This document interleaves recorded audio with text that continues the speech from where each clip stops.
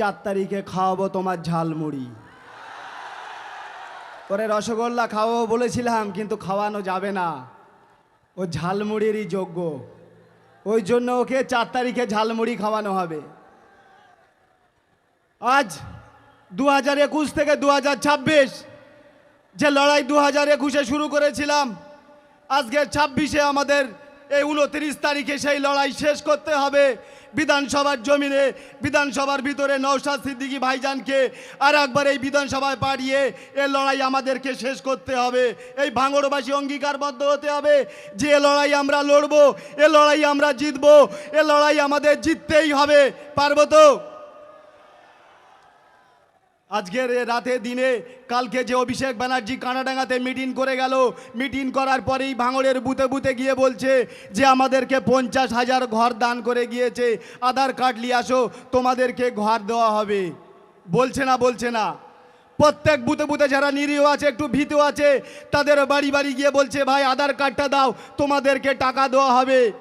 তো আমি এটাই বলতে চাইছি, ইলেকশন গাইডলাইনের ভিতরে ইলেকশন ঘোষণা হওয়া আর মাত্র 3 দিন বাকি।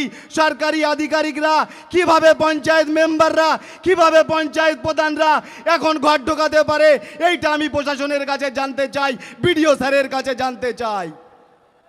যদি এই অফার তোমাদের কাছে থেকে থাকে তবে শুনে নাও, 4 তারিখেও আমাদের কাছে অফার আছে।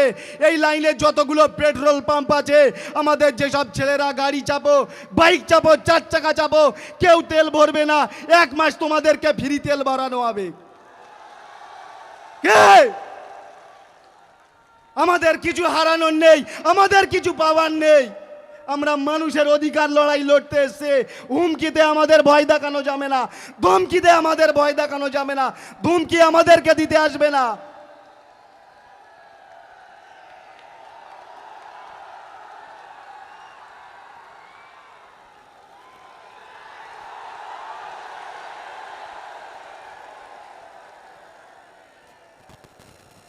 কে? আমরা তো বাবুল সুপ্রিয়কে লিইনি ভাই, তাই তো? আমরা তো বাবুল সুপ্রিয় লিখে লিইনি যে ডাঙ্গা লাগায়। তোমরা করলে চমৎকার আর আমরা করলে বলাৎকার, তাই তো?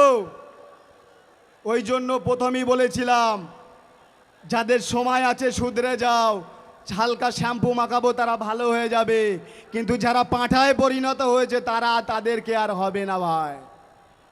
কে? স্টেজে বক্তব্য অনেক দেওয়া ছিল, কিন্তু স্টেজে বক্তা অনেক, সময় কম।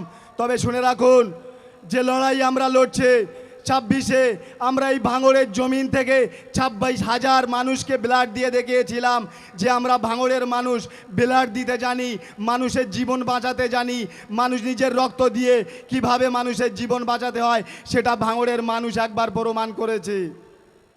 আর আপনারা আমাদেরকে ধমকি দেন, ভয় দেখান যে কেস দেবো, জেল খাটাবো। আরে ভাঙড়ে এমন কোনো বাড়ি নেই যে বাড়িতে জেল খাটতে বাকি আছে, যে বাড়ির একটা ছেলে কেস খেতে বাকি আছে। 2021 থেকে নয়, 2023 থেকে 2026 পর্যন্ত। একটা কথা শুনে রাখুন, এখন একটা দুটো মিটিংয়ে বলছে, একটা দুটো চামচা আছে যে ভাঙড় থেকে ক্যানিংয়ের লোক এনে মিটিং করতে হচ্ছে। শুনে রাখ, আমরা রাতের অন্ধকারে যাইনি, দিনের আলোতে গিয়েছিলাম। যেখানে যাব সেখানে আইএসএফের ঝান্ডা গেড়ে আসবো। কে? আমরা ভাঙড়ের মানুষ, আমরা সব পারি, আমরা পেন ধরতেও পারি, তোমাদের পিছনে লাথি মেরে ভাঙড় থেকে পার করতেও পারি। কে? অসুবিধা হবে নাকি? ভয় লাগছে নাকি? 8টা থানা হয়েছে, কারুর অসুবিধা আছে? যদি 80টা থানাও করে, যদি টোটাল পশ্চিম বাংলার পুরো যাদের টিএমসি যত নেতৃত্ব আছে, তোদেরকে বলছি 4 তারিখে তোদের লোটা হাতে করে এই ভাঙড় চাড়া করে দেবো। একের পর এক বড় বড় নেতৃত্ব তো ভাঙড়ে দিয়েছো সার্ভে করতে, কারুর ক্ষমতা হয়নি। আমরা নওশাদ সিদ্দিকী ভাইজান ছাড়া, ভাইজান টোটাল পশ্চিম বাংলা চলেছে। আর আমরা যারা ছোটোখাটো আছি, তুমি তো আমাদের জব্দ করতে পারোনি। এখন তো ময়দানে আমাদের নেতা নওশাদ সিদ্দিকী ভাইজান আছে। কে? একটা থানায় যেতে গেলেও বলে আব্বা আমাদের মেরেছে, একটু থানায় এসো, কিন্তু আমাদের কি প্রয়োজন হয়? তোরা আব্বা ছাড়া একটা পতাকা মারতে পারিস না, তাহলে আবার আইএসএফ এর ছেলেদের হুমকি দেওয়ার কথা ভাবছিস রে? শুনে রাখ, 4 তারিখে আসছে দিন, এটা হুমকি ভাবলে হুমকি, আর যদি সোজা ভাবিস সোজা। এখনো বলছি সময় আছে, 3 দিন সোজা হয়ে যা। যদি আইন মনে করো আইনের রাস্তায় চলবে, তাহলে সোজা করতে আমাদের 1 মিনিটও সময় লাগবে না। বলছে সাদা পোশাকের রেফারি একবার 5 মিনিটের জন্য তুলে দেখা, সেকেন্ডে সেকেন্ডে যদি না গোল করে দেখাতে পারি, তো আমরাও আইএসএফের ছেলে না, সেকেন্ডে সেকেন্ডে গোল করিয়ে দেখিয়ে দেবো।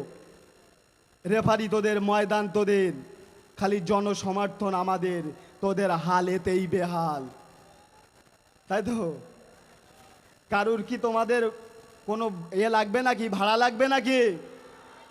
1300 টাকা দিয়ে কালকে লোক এনেছিল, এই জায়গায় 50 থেকে 60টা গাড়ি ছিল, তার ভিতরে 42টা বাইরের গাড়ি ছিল। বলে ভাই 1300 টাকা দেবে বলে 1000 টাকা দিয়েছে, আর গালগুলো তো আরো ফ্রি আছে, যা কিস্তিগুলো ফ্রি আছে। আরে ভাঙড়ের মানুষের মুখে চেহারা দেখলে বোঝা যায় যে এটা ভাঙড়ের ছেলে, এটা ভাঙড়ের মা, এটা ভাঙড়ের বোন।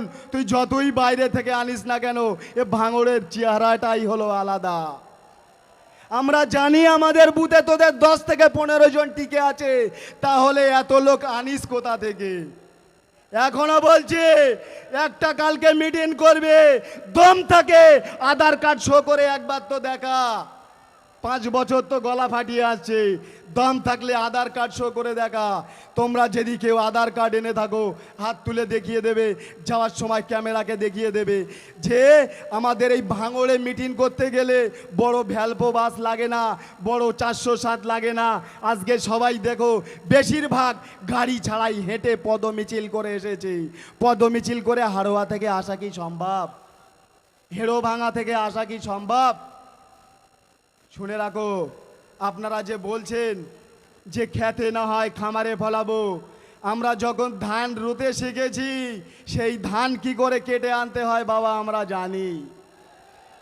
কে শুনে রাখো, 140 ভার্সেস 340 লড়াই হবে 4 তারিখে ওই ঘরের ভিতরে। ওরা 1 ঘন্টা টিকতে পারেনি, কোথার কসম কথা দিয়ে গেলাম, 10 মিনিটও 3 রাউন্ডও টিকতে দেবো না টিএমসির চালা চামান্ডাদের। আজ শুনে রাখো, গর্ব করে বলে যে ভাঙড়ে এই রাজনীতি করতে এসে কোথাকার মানুষের সিট দাঁড়ার কত দাম জানি না, আমরা বলতে পারি ভাঙড়ের ছেলেদের, ভাঙড়ের যুবকদের সব থেকে সিট দাঁড়ার মূল্য আজকে বেশি। এদের সিট দাঁড়ার দাম এরা এত রেখেছে যে কোনো রকমে পাচ্ছে না। সিট দাঁড়া মেরে মেরে কেস খাইয়ে তো জব্দ করতে পারছে না, টাকার অঙ্কে বলছে এখন কে এদেরকে কিনে নেওয়া হবে। শুনে রাখ, এটা ভাঙড়ের যুবক, এদেরকে কেনা এত স্বভাব তোদের সোজা হবে না রে ভাই। তবে আমরা টোটাল পশ্চিমবাংলাকে লড়াই করতে শিখিয়েছিলাম। আজ বলে দিই, কিছুদিন আগে আমরা 26,000 ব্যালট দিয়ে 26,000 আমাদের মঞ্চে এখানে এসে উপস্থিত হয়েছেন। ইতিপূর্বে আপনারা দেখেছেন যে আরাবুল ইসলাম সাহেব উপস্থিত হয়েছেন, এবং তার সঙ্গে সঙ্গে বাপি সোরেন মহাশয় আমাদের বোলপুরের প্রার্থী, তিনি উপস্থিত হয়েছেন। আর এই মুহূর্তে মঞ্চে যাকে আলোকিত করার জন্য দেখতে পাচ্ছেন,